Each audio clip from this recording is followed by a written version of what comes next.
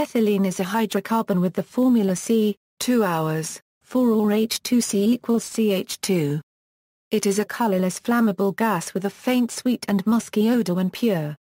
It is the simplest alkane, and the second simplest unsaturated hydrocarbon after acetylene, C, 2 hours, 2.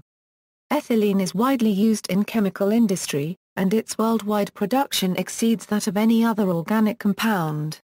Ethylene is also an important natural plant hormone, used in agriculture to force the ripening of fruits. Structure and properties. This hydrocarbon has 4 hydrogen atoms bound to a pair of carbon atoms that are connected by a double bond. All 6 atoms that comprise ethylene are coplanar. The HCH angle is 117.4 a degree, close to the 120 a degree for ideal sparse-squared hybridized carbon. The molecule is also relatively rigid. Rotation about the C-C bond is a high-energy process that requires breaking the I-Euro bond. The I-Euro bond in the ethylene molecule is responsible for its useful reactivity. The double bond is a region of high electron density, thus it is susceptible to attack by electrophiles. Many reactions of ethylene are catalyzed by transition metals, which bind transiently to the ethylene using both the I-Euro and I-Euro orbitals. Being a simple molecule, ethylene is spectroscopically simple. Its UV-Vis spectrum is still used as a test of theoretical methods. Uses. Major industrial reactions of ethylene include in order of scale: 1. Polymerization, 2. Oxidation, 3. Halogenation and hydrohalogenation, 4. Alkylation, 5. Hydration, 6. Oligomerization, and 7. Hydroformylation. In the United States and Europe, approximately 90% of ethylene is used to produce ethylene oxide, ethylene dichloride, ethylbenzene and polyethylene. Polymerization. Polyethylene consumes more than half of world ethylene supply. Polyethylene, also called polythene, is the world's most widely used plastic, being primarily used to make films used in packaging, carrier bags and trash liners. Linear alpha olefins, produced by oligomerization, are used as precursors, detergents, plasticizers, synthetic lubricants, additives, and also as co-monomers in the production of polyethylenes. Oxidation. Ethylene is oxidized to produce ethylene oxide, a key raw material in the production of surfactants and detergents by ethoxylation. Ethylene oxide is also hydrolyzed to produce ethylene glycol, widely used as an automotive antifreeze, as well as higher molecular weight glycols, glycol ethers and polyethylene terephthalate. Ethylene undergoes oxidation by palladium to give acetaldehyde. This conversion remains a major industrial process. The process proceeds via the initial complexation of ethylene to a PD, center. Halogenation and hydrohalogenation. Major intermediates from the halogenation and hydrohalogenation of ethylene include ethylene dichloride, ethyl chloride and ethylene dibromide. The addition of chlorine entails oxychlorination, that is, chlorine itself is not used. Some products derived from this group are polyvinyl chloride, trichloroethylene, perchloroethylene, methyl chloroform, polyvinylidene chloride and copolymers, and ethyl bromide. Alkylation. Major chemical intermediates from the alkylation with ethylene is ethylbenzene, precursor to styrene. Styrene is used principally in polystyrene for packaging and insulation, as well as in styrene butadiene rubber for tires and footwear. On a smaller scale, ethyltoluene, ethylanilenes, 1,4-hexadiene, and aluminium alkyls. Products of these intermediates include polystyrene, unsaturated polyesters and ethylene propylene topolymers. Oxo reaction. The hydroformylation of ethylene results in propionaldehyde, a precursor to propionic acid and N-propyl alcohol. Hydration. Ethylene has long represented the major non-fermentative precursor to ethanol. The original method entailed its conversion to diethyl sulfate, followed by hydrolyses. The main method practiced since the mid-1990s is the direct hydration of ethylene catalyzed by solid acid catalysts, C2H4 plus H2O or CH3CH2OH, dimerization to N-butenes, Ethylene can be dimerized to N-butenes using processes licensed by Lummus or IFP. The Lummus process produces mixed N-butenes while the IFP process produces 1-butene. Niche uses. An example of a niche use is as an anesthetic agent. It can also be used to hasten fruit ripening, as well as a welding gas. Production. Global ethylene production was 107 million tons in 2005, 109 million tons in 2006. NNFCC Renewable Chemicals Fact Sheet, ethanol, 138 million tons in 2010 and 141 million tons in 2011. By 2010 ethylene was produced by at least 117 companies in 55 countries. To meet the ever-increasing demand for ethylene, sharp increases in production facilities are added globally, particularly in the Mideast and in China. Ethylene is produced in the petrochemical industry by steam cracking.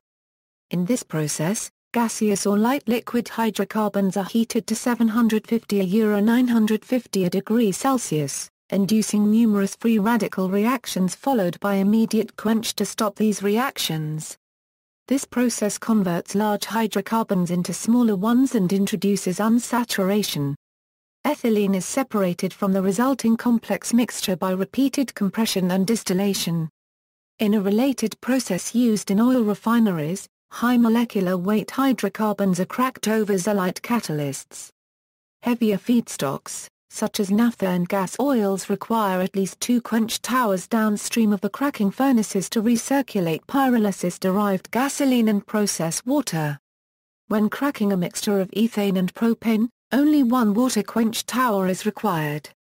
The areas of an ethylene plant are steam cracking furnaces, primary and secondary heat recovery with quench, a dilution steam recycle system between the furnaces and the quench system, primary compression of the cracked gas, hydrogen sulfide and carbon dioxide removal, secondary compression, drying of the cracked gas, cryogenic treatment.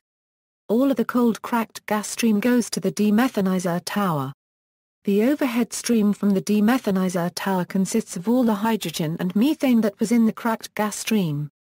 Cryogenically, treating this overhead stream separates hydrogen from methane.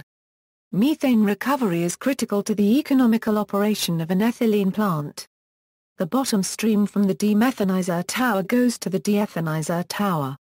The overhead stream from the deethanizer tower consists of all the C2s that were in the cracked gas stream. The C2 stream contains acetylene, which is explosive above 200 kilopascals. If the partial pressure of acetylene is expected to exceed these values, the C2 stream is partially hydrogenated. The C2s then proceed to a C2 splitter. The product ethylene is taken from the overhead of the tower and the ethane coming from the bottom of the splitter is recycled to the furnaces to be cracked again. The bottom stream from the deethanizer tower goes to the depropanizer tower. The overhead stream from the depropanizer tower consists of all the C3s that were in the cracked gas stream. Before feeding the C3s to the C3 splitter, the stream is hydrogenated to convert the methylacetylene and propadiene mix. This stream is then sent to the C3 splitter. The overhead stream from the C3 splitter is product propylene and the bottom stream is propane, which is sent back to the furnaces for cracking or used as fuel. The bottom stream from the depropanizer tower is fed to the debutanizer tower. The overhead stream from the debutanizer is all of the C4s that were in the cracked gas stream.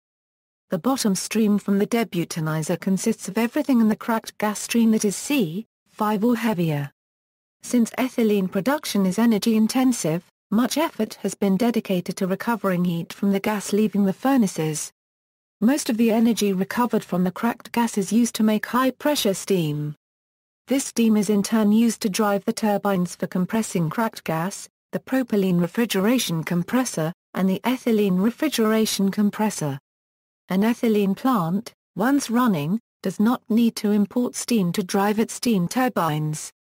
A typical world-scale ethylene plant uses a 45,000 horsepower cracked gas compressor, a 30,000 HP propylene compressor, and a 15,000 HP ethylene compressor.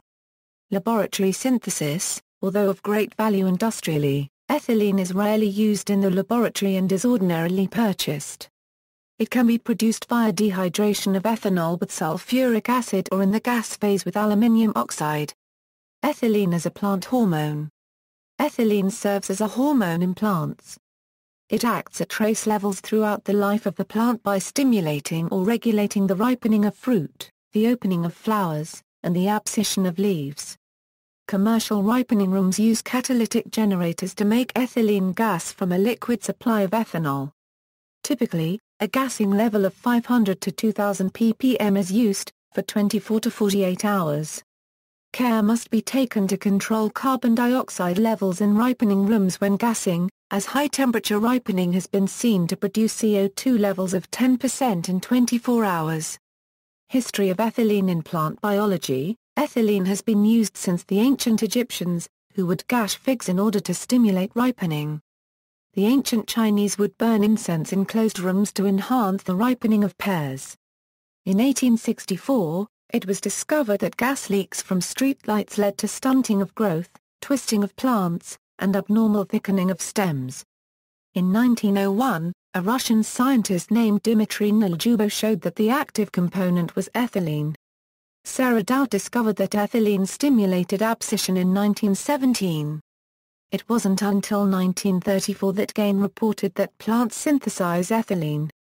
In 1935, Crocker proposed that ethylene was the plant hormone responsible for fruit ripening as well as senescence of vegetative tissues. Ethylene biosynthesis in plants. Ethylene is produced from essentially all parts of higher plants, including leaves, stems, roots, flowers, fruits, tubers, and seeds. Ethylene production is regulated by a variety of developmental and environmental factors. During the life of the plant, ethylene production is induced during certain stages of growth such as germination, ripening of fruits, abscission of leaves, and senescence of flowers. Ethylene production can also be induced by a variety of external aspects such as mechanical wounding, environmental stresses, and certain chemicals including oin and other regulators. Ethylene is biosynthesized from the amino acid methionine to S-adenosyl-L-methionine by the enzyme met-adenosyl transferase. SAM is then converted to 1-aminocyclopropane 1-carboxylic acid by the enzyme ACC synthase. The activity of ACS determines the rate of ethylene production, therefore regulation of this enzyme is key for the ethylene biosynthesis. The final step requires oxygen and involves the action of the enzyme ACC oxidase, formerly known as the ethylene-forming enzyme. Ethylene biosynthesis can be induced by endogenous or exogenous ethylene. ACC synthesis increases with high levels of oins, especially indole acetic acid and cytokinins. Ethylene perception in plants. Ethylene is perceived by a family of 5 transmembrane protein dimers such as the ETO1 protein in Arabidopsis. The gene encoding an ethylene receptor has been cloned in Arabidopsis thaliana and then in tomato. Ethylene receptors are encoded by multiple genes in the Arabidopsis and tomato genomes. Mutations in any of the gene family, which comprises 5 receptors in Arabidopsis and at least 6 in tomato, can lead to insensitivity to ethylene. DNA sequences for ethylene receptors have also been identified in many other plant species and an ethylene-binding protein has even been identified in cyanobacteria. Environmental and biological triggers of ethylene. Environmental cues such as flooding, drought, chilling, wounding, and pathogen attack can induce ethylene formation in plants. In flooding, roots suffer from lack of oxygen, or anoxia, which leads to the synthesis of 1-aminocyclopropane 1-carboxylic acid. ACC is transported upwards in the plant and then oxidized in leaves. The ethylene produced causes nastic movements of the leaves, perhaps helping the plant to lose water. List of plant responses to ethylene. Seedling triple response, thickening and shortening of hypocotyl with pronounced apical hook. In pollination, when the pollen reaches the stigma, the precursor of the ethene, ACC, is secreted to the petal. The ACC releases ethylene with ACC oxidase. Stimulates leaf and flower senescence, stimulates senescence of mature xylem cells in preparation for plant use, induces leaf abscission, induces seed germination, induces root hair growth, increasing the efficiency of water and mineral absorption, induces the growth of adventitious roots during flooding, stimulates epionasty, leaf petiole grows out, leaf hangs down and curls into itself, stimulates fruit ripening, induces a climacteric rise and respiration in some fruit which causes a release of additional ethylene. Affects gravitropism, stimulates nutational bending, inhibits stem growth and stimulates stem and cell broadening and lateral branch growth outside of seedling stage, interference with or in transport, inhibits shoot growth and stomatal closing except in some water plants or habitually flooded ones such as some rice varieties, where the opposite occurs, conserving CO2 and O2, induces flowering in pineapples, inhibits short-day-induced flower initiation in Fabatus nil and Chrysanthemum aurifolium. Commercial issues: ethene shortens the shelf life of many fruits by hastening fruit ripening and floral senescence. Ethene will shorten the shelf life of cut flowers and potted plants by accelerating floral senescence and floral abscission. Flowers and plants which are subjected to stress during shipping, handling, or storage produce ethene, causing a significant reduction in floral display. Flowers affected by ethene include carnation, geranium, petunia, rose, and many others. Ethene can cause significant economic losses for florists, markets, suppliers, and growers. Researchers have developed several ways to inhibit ethene, including inhibiting ethene synthesis and inhibiting ethene perception. Aminoethoxyvinylglycine, aminoxylacetic acid, and silver salts are ethylene inhibitors. Inhibiting ethene synthesis is less effective for reducing post-harvest losses since ethene from other sources can still have an effect. By inhibiting ethene perception, fruits, plants and flowers don't respond to ethene produced endogenously or from exogenous sources. Inhibitors of ethene perception include compounds that have a similar shape to ethene, but do not elicit the ethene response. One example of an ethene perception inhibitor is 1-methylcyclopropane. Commercial growers of bromeliads, including pineapple plants, use ethene to induce flowering. Plants can be induced to flower either by treatment with the gas in a chamber, or by placing a banana peel next to the plant in an enclosed area. Chrysanthemum flowering is delayed by ethene gas, and growers have found that carbon dioxide burners and the exhaust fumes from inefficient glass house heaters can raise the ethene concentration to 0.05 ppm, causing delay in flowering of commercial crops. Ligand: ethylene is a ligand in organometallic chemistry. One of the first organometallic compounds, Zeise's salt, is a complex of ethylene. Useful reagents containing ethylene include PT, PPH3, 2, C2H4, and RH2Cl2, C2H4, 4. The RH-catalyzed hydroformylation of ethylene is conducted on industrial scale to provide propionaldehyde. History: many geologists and scholars believe that the famous Greek oracle at Delphi went into her trance-like state as an effect of ethylene rising from ground faults. Ethylene appears to have been discovered by Johann Joachim Beecher, who obtained it by heating ethanol with sulfuric acid. He mentioned the gas in his Physica Subterranea. Joseph Priestley also mentions the gas in his experiments and observations relating to the various branches of natural philosophy, with a continuation of the observations on air, where he reports that Jan Ingenhousz saw ethylene synthesized in the same way by a Mr. Ina copyrightee in Amsterdam in 1777, and that Ingenhousz subsequently produced the gas himself. The properties of ethylene were studied in 1795 by four Dutch chemists, Johann Rudolf Diemen, Adrian Peitz van Triwostrik, Anthony Laurenberg and Nicholas Bunt, who found that it differed from hydrogen gas and that it contained both carbon and hydrogen. This group also discovered that ethylene could be combined with chlorine to produce the oil of the Dutch chemists, 1,2-dichloroethane. This discovery gave ethylene the name used for it at that time, olefiant gas. In the mid-19th century, the suffix -ene was widely used to refer to a molecule or part thereof that contained one fewer hydrogen atoms than the molecule being modified. Thus, ethylene, c. 2 hours, 4, was the daughter of ethyl, c. 2 hours, 5. The name ethylene was used in this sense as early as 1852. In 1866, the German chemist August Wilhelm von Hofmann proposed a system of hydrocarbon nomenclature in which the suffixes ane, ene, ein, 1, and une were used to denote the hydrocarbons with 0, 2, 4, 6, and 8 fewer hydrogens than their parent arcan. In this system, ethylene became ethene.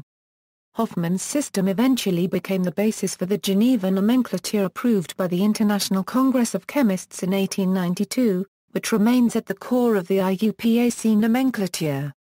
However, by that time, the name ethylene was deeply entrenched, and it remains in wide use today, especially in the chemical industry.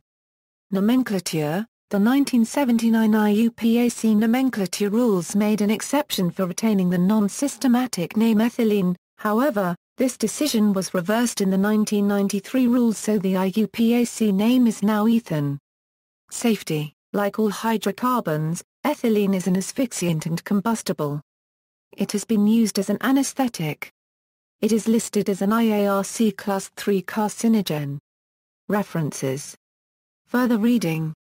External links: International Chemical Safety Card 0475, European Chemicals Bureau Datasheet, Speculations Towards a General Plant Hormone Theory, MSDS.